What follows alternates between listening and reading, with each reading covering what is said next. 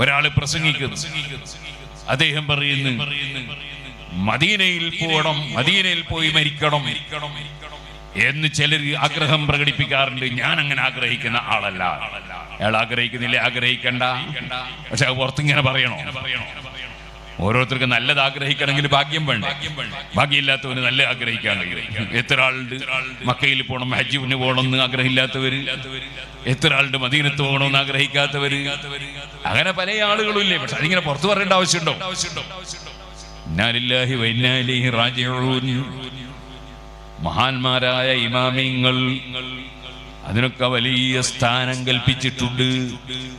ഷഹീദായി മരിക്കുന്നതിനേക്കാൾ വലിയ സ്ഥാനം മദീനയിൽ വെച്ച് മരണപ്പെടുന്നതിനുണ്ടെന്ന് വരെ ഇമാമിങ്ങൾ രേഖപ്പെടുത്തിയിട്ടുണ്ട്.